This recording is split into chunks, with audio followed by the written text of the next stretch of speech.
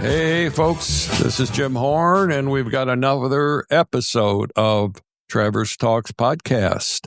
And today's episode, we're going to provide a detailed update on the recent developments at Cherry Capital Airport in our beautiful Traverse City, Michigan. This was reporting on the NRAA meeting. That's the Northwest Regional Airport Authority meeting on April 22nd. The meeting was held at the airport. So we've got some neat details to give you about what's going on at the airport. We're going to talk about the record passenger growth, upcoming construction projects, infrastructure improvements, and some future planning efforts. These changes are really shaping how northern Michigan connects to the rest of the country and preparing the region for continued economic growth. And I think you're going to see that here in TC going forward. Anyway, the Cherry Capital Airport reported a 28.5% increase in total passengers for March 2025 compared to March 2024. The airport served over 58,000 travelers last month alone, and the year-to-date passenger traffic is up 25.1%. And I wonder if our winter, a lot of snowmobiling, skiing and so forth contributed to some of that passenger growth. Anyway, the forward-looking data shows 212,000 outbound seats are scheduled over the next 100 days, and that's a 30% increase over the same period last year.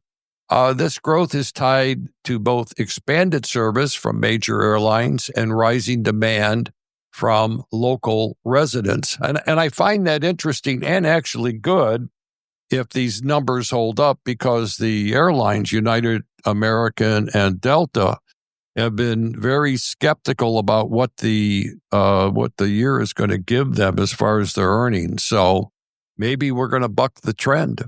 And so despite national trends, cargo volumes are slightly down, which mirrors broader post-pandemic adjustments across the air cargo industry. Hey, what about new construction projects? We could certainly use some of those.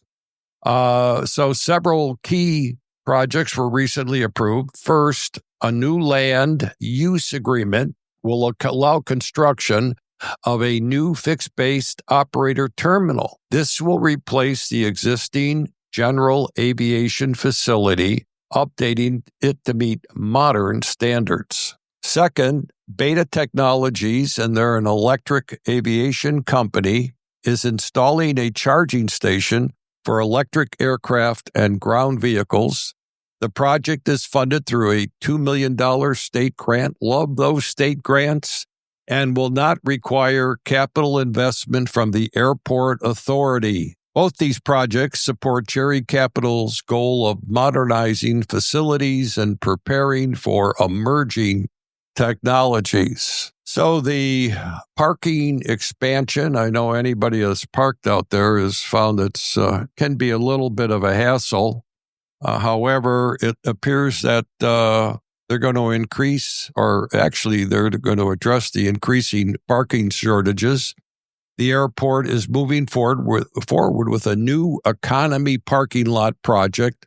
I like the word economy. The lot will add approximately 500 spaces north of the terminal area near Costco.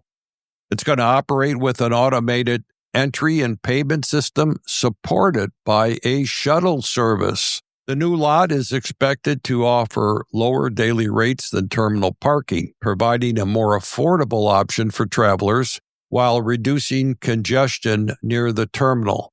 And construction is targeted to begin later this year. Thank God for that, huh? New parking. So, taking a look at security and terminal financing. Security upgrades are underway. The airport is updating access control systems and badge readers to meet new cybersecurity standards.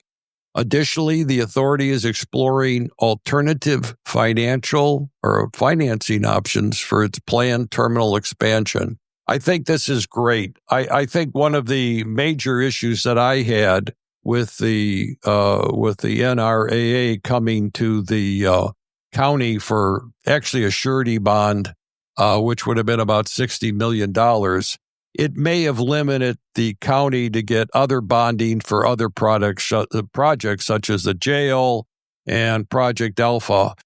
Quite frankly, Grand Traverse County has a lot of infrastructure needs, so maybe this is going to help. And apparently the option is a federal TIFIA loan. I don't know what that acronym means, which would offer financing at approximately 2.7% fixed interest. And that's lower than traditional bond rates, obviously. That would be great if they could get it. They could reduce their borrowing cost, and then the county could go on about their business with their other infrastructure needs. And staff recently presented updates to local Rotary clubs and businesses and continued supporting aviation program.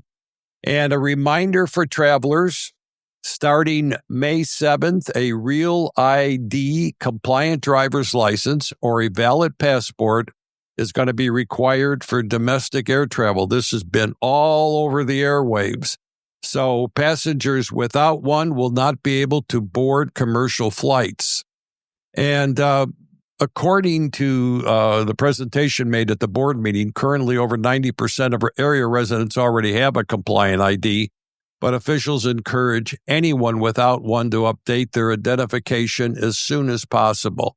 Anyway, those are some great trends that are happening at the airport. And it's nice to report that maybe they can get those federal loans at 2.7% interest. If that happens, it's going to be great. Hey, this is Travers Talks, and we'll be back at you again. Take care. Have yourself a great day.